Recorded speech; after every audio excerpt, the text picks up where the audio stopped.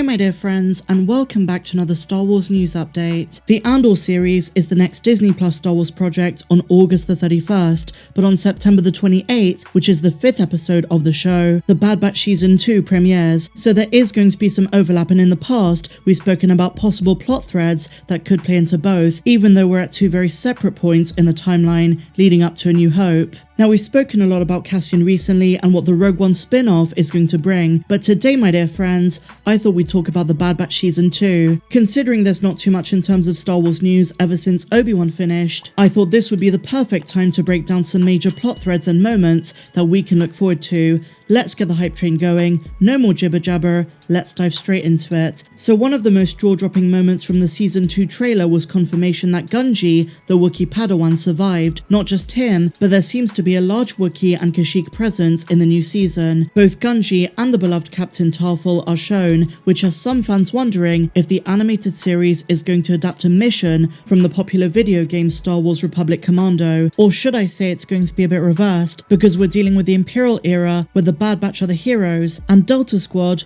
well, not so much. Now, Republic Commando was released all the way back in 2005 and featured a team of commandos, Delta Squad, completing missions throughout the Clone Wars. And for those of you who've played it, you'll know that one of the main missions of the game featured a section that involved rescuing Tarful. In the game, we see the team rescuing the Wookiee captain from the Trandoshan slavers, and if they show this in the Bad Batch Season 2, this could also play on the Trandoshan Wookiee conflict that was a recurring theme in the Book of Boba Fett. And you know what, guys? It'd be pretty easy for the Bad Batch to adapt this story to make it fit more with the current timeline and the events of the series, and it would make a lot of fans happy because it'd be a wonderful callback to such a beloved video game. And there's a lot of evidence they might actually do this. Not only did Delta Squad appear in the Clone Wars and Season 1 of the Bad Batch through Scorch, but we actually see Scorch again in the Season 2 trailer. It's no secret in the Star Wars universe that Wookiees have often been the target of exploitation and slavery. One of the biggest groups of slavers in the galaxy are the Trandoshans. They frequently hunted, killed,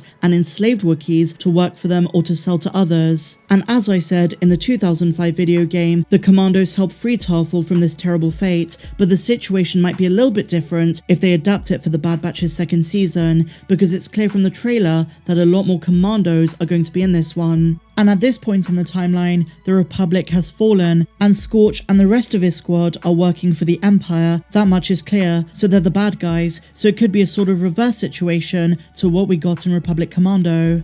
The Commandos could have been sent to Kashyyyk in order to secure the Wookiees, and in this situation the Bad Batch, Clone Force 99 are the good guys, and they're going to intervene to prevent the enslavement by rescuing a strong leader like Tarful. The show may use some details of the video game, but having Delta Squad enslaving the Wookiees while the Bad Batch fights would be a really interesting plot point. Let's see what they do with this if they do in fact decide to adapt it. And what's really interesting about this mission is the fact that Sid, the person who commissions the Bad Batch on their missions, is a Trandoshan herself, so I wonder what her view on all of this is going to be.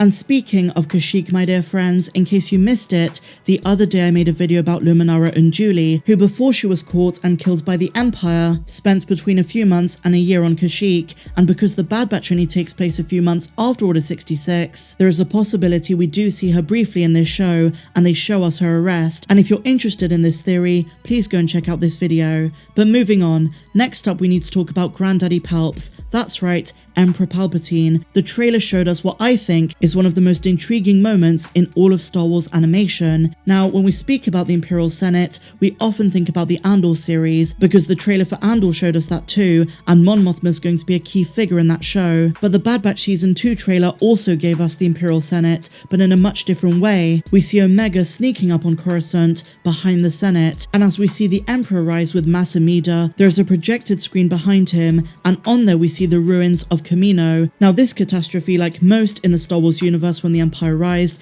is probably going to be used as propaganda. It's going to be Palpatine's big speech that the Clone Wars are officially over. And because Season 1 teased the subplot of Mount Tantiss, I really hope Season 2 is going to give us what Nala Se is up to, but also the experimentations that Palpatine was doing in secret. This could also tie into things later in the timeline like the Mandalorian projects, and my personal theory that Grogu is being kept on Mount Tantiss. It's going to be quite a few years until he's taken to Arvala 7, so what was he up to at this time, and how does this tie into what Ahsoka said in Chapter 13, that after the Clone Wars, his mind goes dark? I think he was experimented on. What I'm saying is, there is so much they can do with Palpatine. And isn't Ian McDiarmid cheeky? What a legend. He kept the fact that he's an Obi-Wan a secret. I think he's voicing Palpatine in The Bad Batch Season 2, and who knows where else he might appear. Super exciting stuff. Next up, we've got to talk about Commander Cody. For a lot of fans, myself included, this was a massive highlight. Of course, the other day, Stuart Beattie, the original writer on the Kenobi series,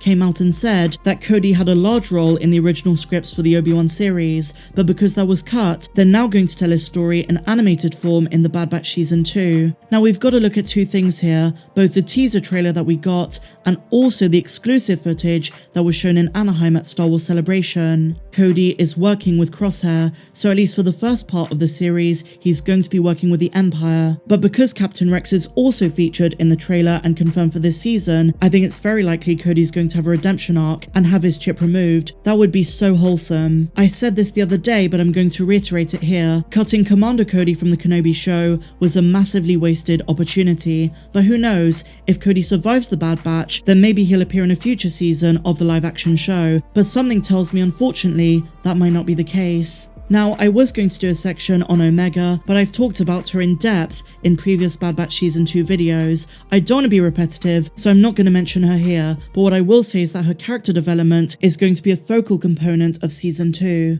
Now, visually, the series is at the cutting edge of Star Wars animation. Just as the Clone Wars animation got better and better season by season, that is going to be the case with the Bad Batch Season 2. And one aspect that goes hand in hand with this are the creatures we're going to come across. The trailer gave us a couple of menacing ones, but one species, which could be a callback to the High Republic, really caught the attention of many fans. When I broke down the trailer the first time, I said that these crabs are Von Dune crabs, but it appears as though they're not. They're not crustaceans we've seen on screen before. In fact, while they're not literal crabs and probably are a new species that we haven't seen in Star Wars before, the sequences where Omega is fighting them and the Bad Batch is being chased by them were clearly inspired by Ray Harryhausen, and the aesthetic of these giant crabs and the seashore is clearly inspired by 1961's Mysterious Island, and in turn, Harryhausen's crabs. And this kind of thing really makes me appreciate the creativity of the folks who work on the shows. It's small references like these, inspired by earlier cinematic pieces, that really keep Star Wars in line with George Lucas's original vision. A really fun callback, and we even had one in the Book of Boba Fett. Robert Rodriguez was always inspired by Harryhausen, but one creature in particular that caught the attention of many fans